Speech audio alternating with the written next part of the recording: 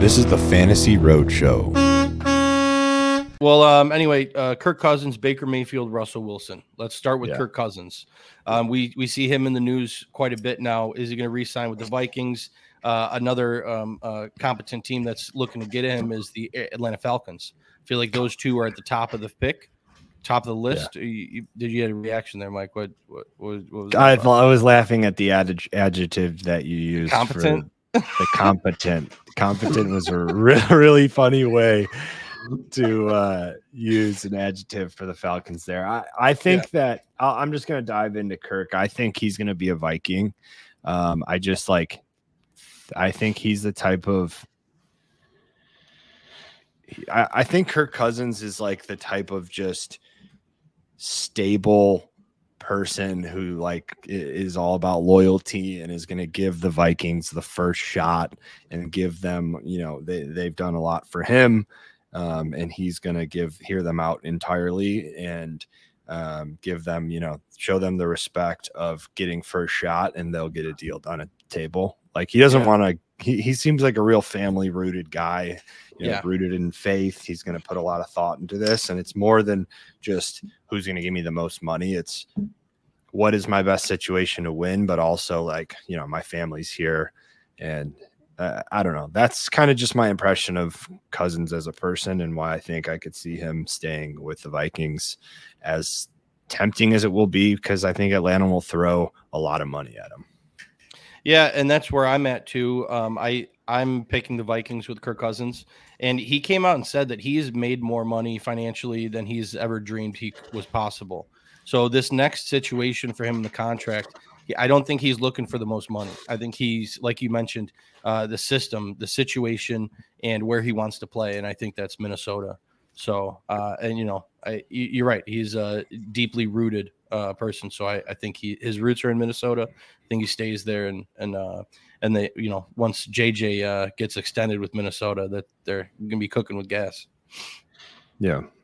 I think is Atlanta kind of just playing this like seesaw game? Like, okay, are we gonna which one are we gonna do first? Do we want to try to get, you know, a trade for Fields first, or do we want to, you know, when the league tampering period opens 2 days prior to free agency, do we want to try to get the Cousins deal done? That's what I'm intrigued by, because I think the interest in Atlanta is genuine. I don't think it's just talk to try to drive down the price for Fields in a trade. I think they know probably with a Kirk Cousins that he could come in, and they probably you know, would be right there with Tampa Bay to win that division. But yeah, well, they want to turn Drake London into Jordan Jefferson, Pitts into Hawkinson, and Bijan into prime Dalvin Cook. You know, they want, that could be the easy, that could be the tools that he's working with in Atlanta. I think it's, from like a win now standpoint, Atlanta would have the edge. That would be the only reason I see him going to Atlanta over Minnesota, is he thinks he has a better shot in the next 3 years to win a Super Bowl there. That being said, like, him and Jefferson do have a strong relationship. That division in the North is up for grabs. So, you know, you still have to do some work building some stuff around him, which they may be talking about in free agency, filling the running back room. Like, so I think at least the Vikings will have a plan to lay out in front of Kirk and say, not only are we going to pay you X, this is what we're going to do to build around you. But yeah, I mean, I agree. I don't know that Atlanta's going to have that luxury, because I think Fields is going to get, that deal's going to get done before, like, by the end of the week. And the Steelers are the most aggressive team there. So, you know, Atlanta could be in a situation where they miss out on Cousins. He sticks at home. He's a loyal guy. And then the Steelers have already went up and snagged Justin Fields. And then now they're looking at what? Russell Wilson, probably. Yeah. So I don't know. That's the situation I see with Cousins. I think he's a Viking. Okay. And I think that Fields deal gets done here in the next week. And I think it's going to be to the Falcons. Yeah. Well, you talked about the next guy we should talk about is Russell Wilson. A little segue there. And this one was hard for me because he is getting that money from Denver Broncos. They are going to be paying him. So wherever he signs with is probably going to be in the league minimum, which is interesting for a team to take a chance on him. I do personally have the Steelers taking Russell after they lose out on the Justin Fields. Probably very similar to what you have two calls, right? No, actually, that's not. I think that sorry, I'm playing with a knife. I need to get this away from me. Okay. I need something to fidget with, and the closest thing to me was a knife. Okay, let's maybe put that down. Let's pointed at my that monitor. Pointed at my that monitor. I was like, maybe not. So I think Baker Mayfield's a buck, and then I think this was the one that gets a little dicey for me as Wilson, is because I truly believe that the Steelers they like Pickett and they want to give him a fair shake. Like that Canada, that's just not. He was so bad at LSU, go Tigers. So when Coach O brought him in, like I don't even understand how he got a job with the Steelers, but that's neither here nor there. I think they like Pickett. They've seen a lot of leadership qualities in him, and think that giving him a fair shake with hopefully Arthur Smith to kind of win that franchise quarterback role. They've seen, flashes of what they think is that guy. So I do believe that Tannehill goes to the Steelers and they give Pickett at least this year to try to figure it out in a new offense. And then in an offense that fits his style more, right? He doesn't need to throw the ball 50 times a game. They can run the ball, play hard-nosed Steeler football, and him do just enough and be clutch in the fourth quarter. Things we've seen from him. So I actually think Russell, I think he's going to go very, very long without getting signed by a team. And I think that right now my prediction is going to be that he is going to be a Las Vegas Raider, which does not fit him or his personality at all. He's going to look awful in a Raiders jersey, but I just think like they're not going to go in. They can't go into the season with AOC unless they trade up and draft one of these young guys. They're going to be stuck there like without anyone. And Russell, that's just where he's going to end up because he's the guy that's going to sell tickets, the guy that can instill any hope into the fan base and let them sell tickets.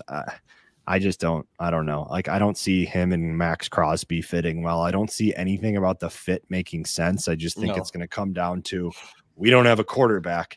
There's Russell Wilson. Yeah. Shane, what do you think?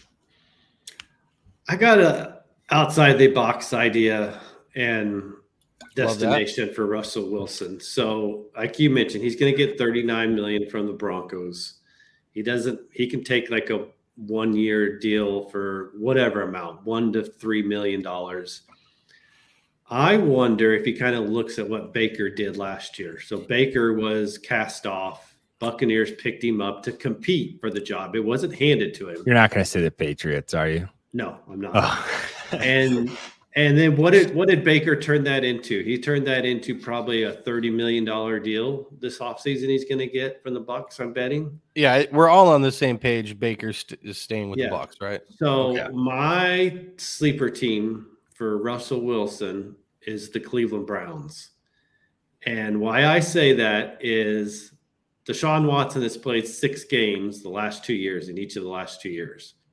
He just saw Joe Flacco go to the Browns, come off the couch in week 13, and he threw for 13 touchdowns in 5 games, had success. I just wonder if he thinks about going to a team like that where, he's got an opportunity he doesn't have to step in right away, but he could come in and step in and kind of resurrect his career, at some point in time. And the Browns have interest because I don't think they're bringing Flacco back.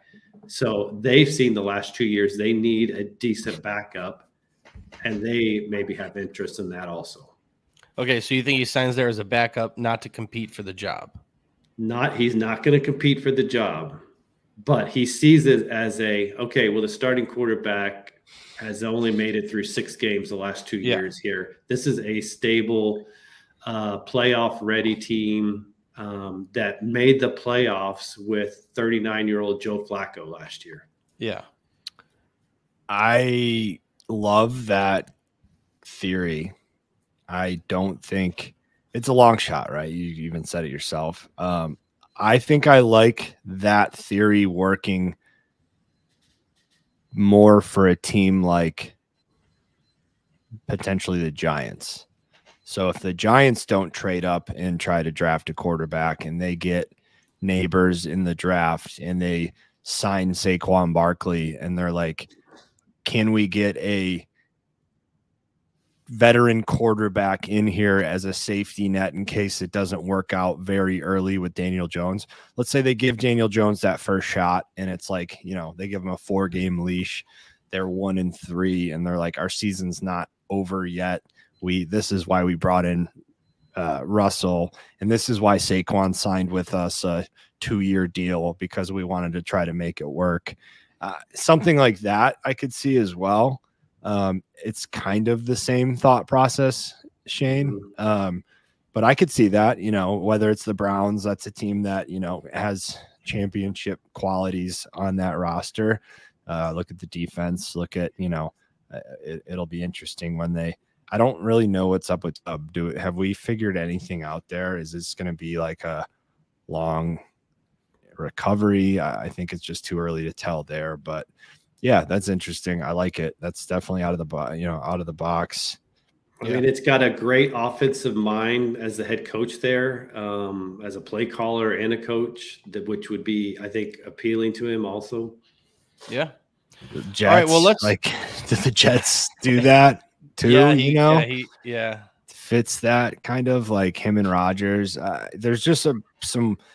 Okay, so I think what we're on agreement is, Shane, that it's going to be something where he kind of gets missed out on by all these first team for these teams at first, and he's going to have to get creative if he wants to be on an NFL roster. And I'm just saying the Raiders because I think that's an easier answer for like scrambling for a quarterback. We have Getsy. We need an upgrade at quarterback. Let's just go and get Russell. You know, where yours is a little bit more of a in-depth like theory. I don't know. That's interesting. I like it.